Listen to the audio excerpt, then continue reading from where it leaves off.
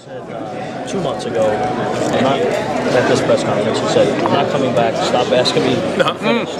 Yesterday, he said 90-95%, so you seem to be, opening the window. It's a plus. We went from 0% to 5 to 10%. Right. In all the private conversations, I've never heard him, say even 90 or 95%. Personally, he looks pretty content.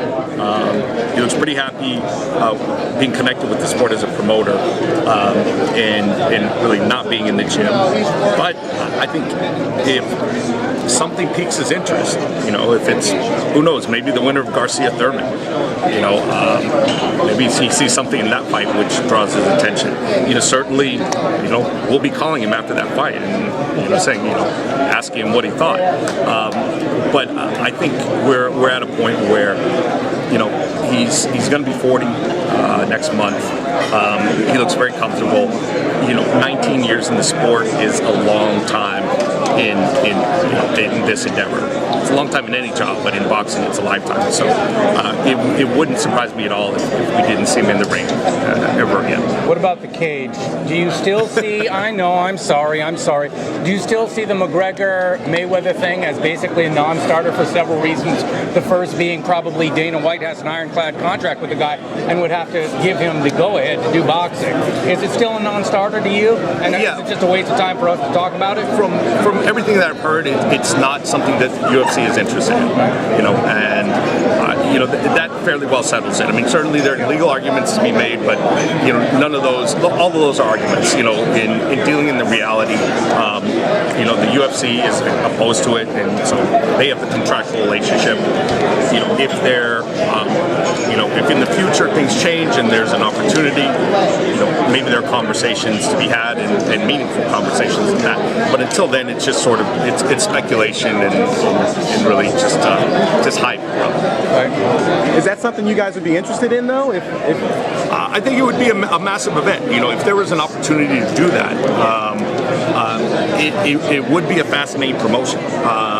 I mean, you've got two massive personalities in a massive event. And there's precedent for it. We've seen these kinds of things, and in some ways, it was this kind of matchup that even led to the birth of UFC.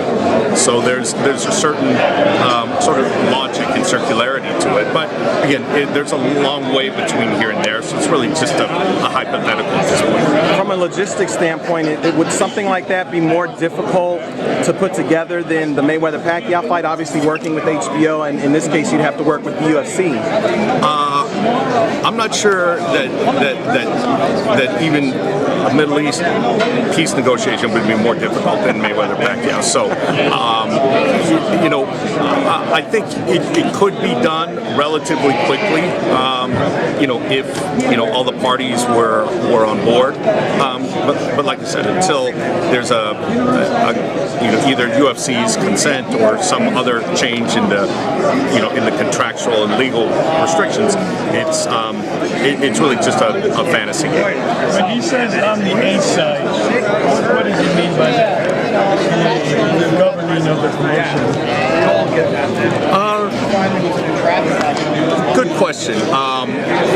I think Floyd, views it as appropriate. So, like, he's been a megastar for a decade.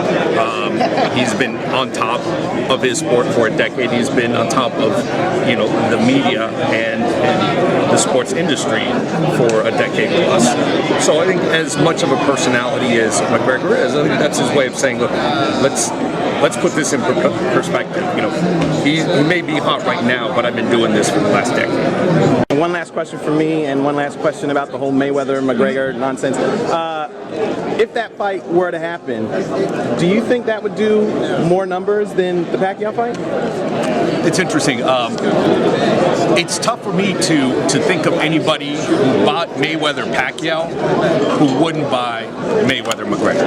It sort of, maybe there are some, and I look at it, and as soon as the fight was over, we said we'll never see that kind of volume again. Maybe you would. Maybe we would with a fight like Mayweather-McGregor. I lied. I have one more question. Okay. Since we brought it up. The Mayweather-Pacquiao fight. Do you think that had an impact on pay-per-views now? I don't. I mean, we are now going on. We're going on. Coming on to look, almost 2 years from the event, and people are still using that as a scapegoat. The reality is, a lot of these pay-per-views should not have been pay-per-views, and when they don't do numbers, people look for excuses. And it's becoming more and more of a stretch to say something two years ago was affecting the pay-per-view business now. No, I think people need to look themselves in the mirror and really realize a lot of these fights don't belong on pay-per-view. It had nothing to do with Mayweather-Pacquiao. These are fights which are great fights on cable TV, but this is not a hangover on Mayweather-Pacquiao. Yeah. Step your game. That's all I got. Step your game up. Then you won't have these issues. Meeting of the Giants. You can't put on these. Look, it's one industry leader out there, and excuse me, that's Showtime. The industry leader and putting on the great fights.